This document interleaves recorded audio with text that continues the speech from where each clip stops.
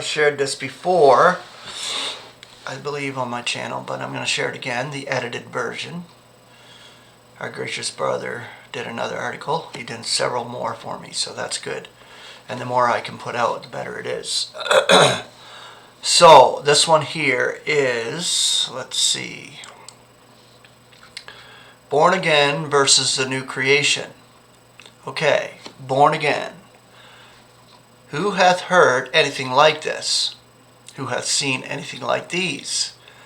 Is earth caused to bring forth in one day? Born is a nation at once, for she hath been pained. Zion also hath borne her sons. Isaiah 66:8, Young's literal translation. Okay, the new creation, 2 Corinthians 5:17. So that if anyone is in Christ, there is a new creation. The primitive passed by, lo, there has come new. Concordant literal New Testament. There's a huge difference between these two passages of Scripture concerning who they are referring to. Everyone in the Christian world has heard the phrase, born again. Christians presume that the verse in Isaiah refers to the nations who have joined with corrupt Christianity by accepting the Christian God and another Jesus, and believe that they are somehow born again, or born of water and spirit, or whatever, however they put it in these particular sects. Okay, 2 Corinthians 5:4 states, for if indeed he who is coming is heralding another Jesus, whom we do not herald, or you are obtaining a different spirit, which you did not obtain, or a different evangel, which you do not receive, you are bearing with him ideally. Such a belief as born again is not scriptural, and perverts the truth about those called to be members of the true ecclesia, which is the body of Christ, which we are a new creation. We are not born again. The passage in Isaiah 66:8 makes it quite clear that the people being referred to is the nation of Israel, who will be born or begotten anew all at once. The verse that this falsehood springs from is John chapter 3, verses 3 through 12. Jesus is speaking to and about the circumcision, and therefore he can only be referring to the Jews or the nation of Israel. Jesus answered and said to him, verily, verily, I am saying to you, if anyone should not be begotten anew, he cannot perceive the kingdom of God. Nicodemus is saying to him, how can a man, being a veteran, be begotten?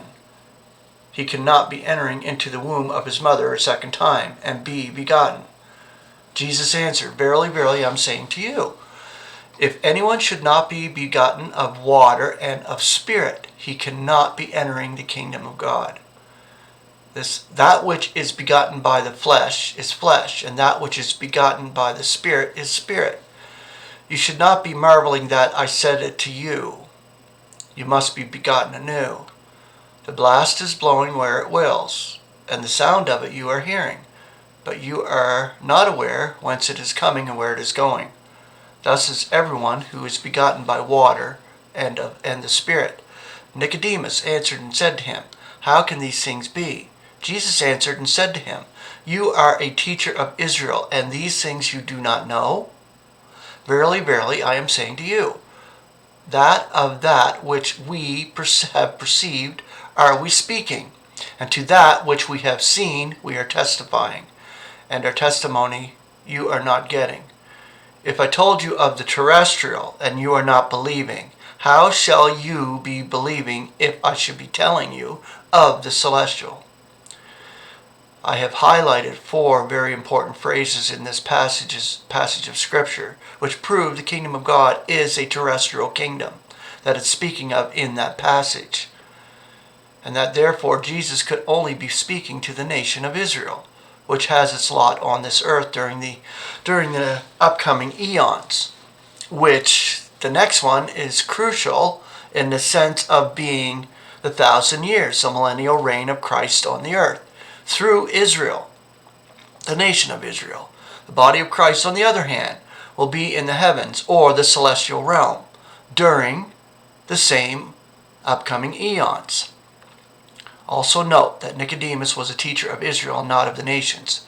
Jesus talked of terrestrial things, and still Nicodemus didn't understand.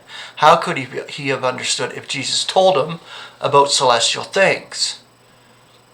Okay, so God has called us as members of the body of Christ for a celestial allotment. And this is what we have in Christ. And this is what we will have during the oncoming eons. The nation of Israel will be born all at once or begotten anew, and it'll happen for that millennium kingdom. That's the beginning part of it. And that's where it happens, on earth, not among the celestials as we have our calling there. And we are a new creation in Christ.